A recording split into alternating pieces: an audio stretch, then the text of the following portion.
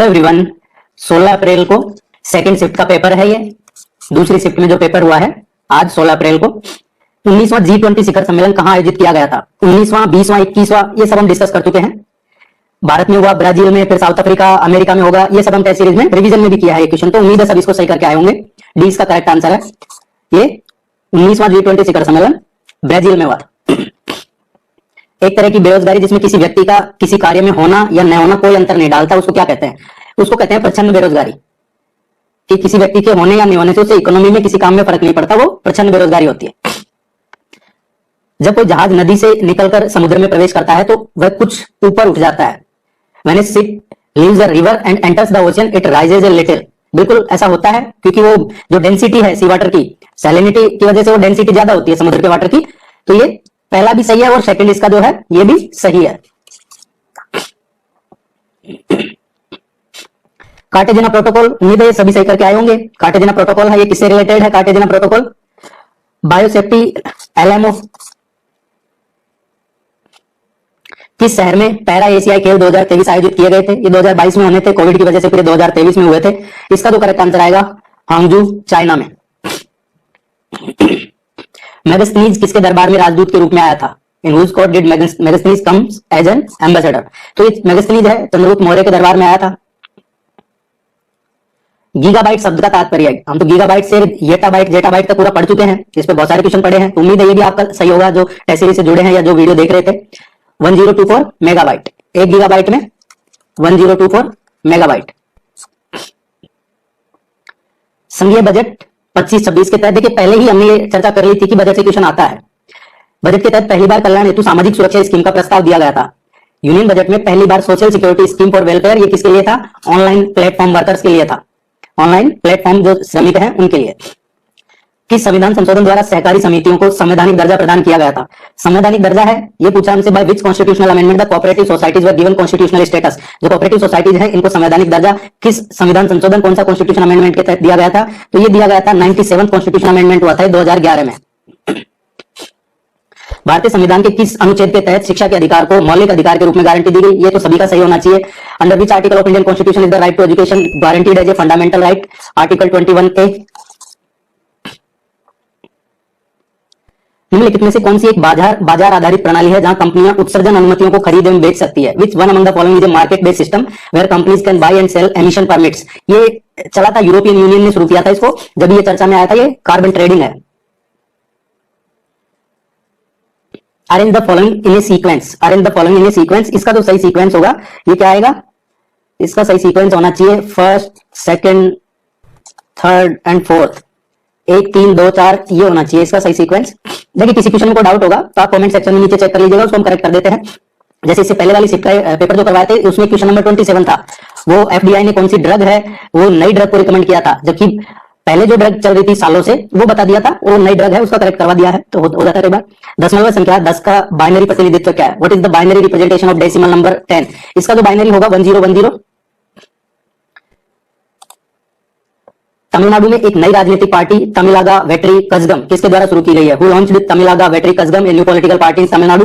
ये जोसेफ विजय चंद्रशेखर, जिसको ज्यादातर लोग एक्टर विजय के नाम से जानते हैं, आजकल राजनीति में आया है। ये 20 का करेक्ट आंसर है जोसेफ विजय चंद्रशेखर।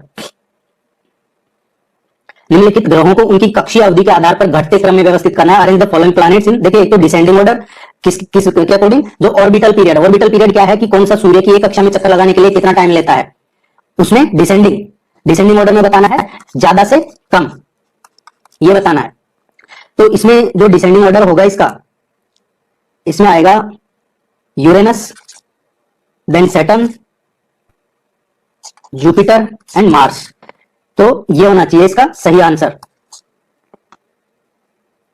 4132। सूर्य की एक कक्षा में चक्कर लगाने के लिए कौन सा कितना टाइम लेता है उसका घटता क्रम बताना। निम्न में से कौन सा इनपुट डिवाइस है? इनपुट डिवाइस बारकोड रीडर है, ये इनपुट डिवाइस है। समाज नीति परीक्षण का प्रयोग सर्वप्रथम किसने किया था? समाज नीति was the first to apply the sociometric test, पहला पूछा है सोशियोमेट्रिक टेस्ट का सर्वप्रथम समाज नीति परीक्षण का प्रयोग किसने किया था? इसका जो करेक्ट आंसर आएगा ये आना चाहिए इसका सी, जेएल मोरेनो, सी इसका करेक्ट आंसर आएगा। देखिए अब जो वीडियोस देख रहे हैं और जिनका एग्जाम है कल, पेपर टाइम से भेज दिया कीजिए, व्हाट्सएप नंबर अवेलेबल है और तुमसे इस नंबर पे एग्जाम के बाद पेपर भेज दिया कीजिए आप व्हाट्सएप पे। विश्वविद्यालय अनुदान आयोग की कौन सी पहल उच्च शिक्षा में डिजिटल लर्निंग की चुनौतियों का समाधान करने का लक्ष्य रखती है? Which initiative of UGC aims to address the challenge of digital learning in higher education? ये national digital library of India, ये डी इसका करेक्ट आंसर आएगा। 2024 में भारतीय प्रतिभूति एवं विनिमय बोर्ड सेबी का अध्यक्ष किसे नियुक्त किया गया था? अभी सेबी का अध्यक्ष कौन है? तुहिनकांत पांडे। ये हम 2-3 बार पढ़ चुके हैं टेस्ट सीरीज में, तुहिनकांत पांडे। 28 फरवरी 2025 से तुहिनकांत पांडे है। तो 28 फरवरी 2025 से पहले कौन था? माधवीपुरी बुच। माधवीपुरी बुच कब से है? 2022 से माधवीपुरी बुच 3 साल रही है। तो इसका मतलब 22 का पूछो, 23 का पूछो, 24 का पूछो, तो आंसर डी आएगा। ये कंफ्यूज करने के लिए दे दिया जाता है इस तरीके से। और अभी तुहिनकांत पांडे है प्रेजेंट में। ये सब हम डिस्कस किए हैं, बहुत बार किए हैं, तो उम्मीद नहीं है कि कोई गलत करके आया होगा जो सीरियसली तैयारी कर रहे थे। निम्नलिखित वायुमंडलीय गैसों को उनके आयतन प्रतिशत के घटते क्रम में व्यवस्थित कीजिए। आयतन प्रतिशत के, arrange the following atmospheric gases in order of their volume percentage in descending order में पूछा है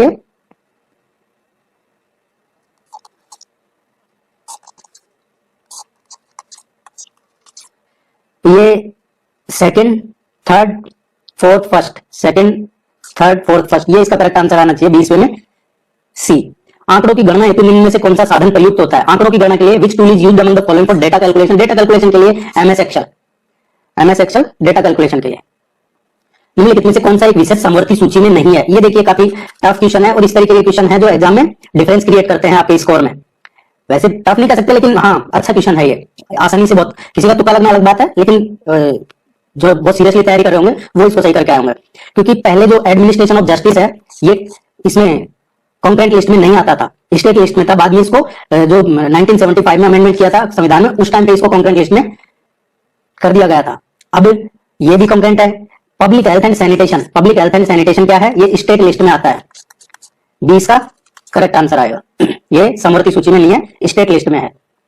कोविड महामारी के दौरान 2020-21 के दौरान सबसे बुरी तरह प्रभावित क्षेत्रों का क्रम भारतीय अर्थव्यवस्था के संदर्भ में चयन कीजिए।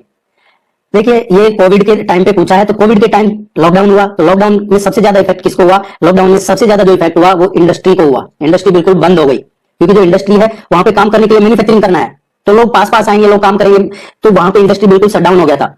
एग्रीकल्चर में तो ऐसा है नहीं, फसल बो दी थी तो उसमें तो एग्रीकल्चर में इतना नुकसान नहीं हुआ, नुकसान तो सभी फील्ड में हुआ, लेकिन ये पूछ रहा है सबसे ज्यादा से कम। सबसे ज्यादा इंडस्ट्री में, उसके बाद सर्विस सेक्टर। सर्विस सेक्टर में देखिए, जैसे हम बात करें टूरिज्म इंडस्ट्री की, बिल्कुल लॉकडाउन हो गया था, लेकिन सर्विस सेक्टर का एक दूसरा और पहलू है वर्क फ्रॉम होम का, तो इस वजह से सबसे ज्यादा इंडस्ट्री में आया है, और फिर सर्विसेज, देन एग्रीकल्चर। स्वच्छ भारत अभियान की शुरुआत कब हुई थी? ये भी आप सब सही करके आए होंगे, टेस्ट सीरीज में करवाए हुए हैं, रिवीजन में भी करवाया था। किस तिथि को अखिल भारतीय कांग्रेस समिति की बैठक में गांधी जी ने कांग्रेसियों से भारत के विभाजन को स्वीकार करने को कहा था? कांग्रेसियों ने भारत का विभाजन कब स्वीकार किया था? देखिए इसमें दो चीजें हैं, एक तो गांधी ने कांग्रेसियों से कहा भारत का विभाजन, तो ये तैयारी तो 4 जून 1947 से जो 3 जून को माउंटबेटन प्लान आया उसके बाद से हो गई थी। लेकिन ये जो अखिल भारतीय कांग्रेस समिति की बैठक हुई थी, ऑल इंडिया कांग्रेस कमेटी की बैठक, ये दिल्ली में हुई थी, और ये बैठक हुई थी 14 जून को, और इसी में इन्होंने कांग्रेसियों ने, गांधी जी ने कांग्रेसियों से भारत के विभाजन को स्वीकार करने को कहा था। ये ऑल इंडिया कांग्रेस कमेटी की बैठक हुई थी 14 जून 1947 को।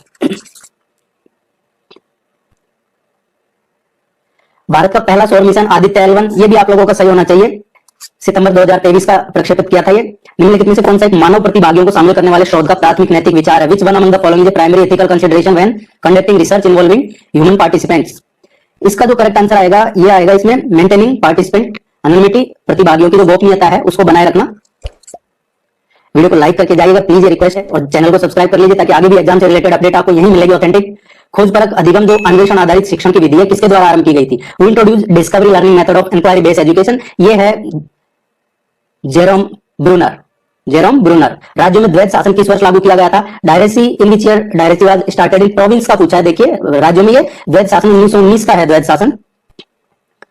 पर्यावरणीय परिस्थितियों में परिवर्तन के संबंध में पौधों के मौसमी गतिविधियों के समय को क्या कहा जाता है? The timing of seasonal activities of plant in relation to change in environmental conditions is referred to as परिघटना विज्ञान। उम्मीद है आप सब अच्छा करके आए होंगे, और जिनका कल एग्जाम है अच्छी नींद लीजिएगा, एग्जाम की टेंशन मत लीजिए, रिलैक्स होकर जाइएगा। बेस्ट ऑफ लक आप सभी को। Thank you very much, good luck.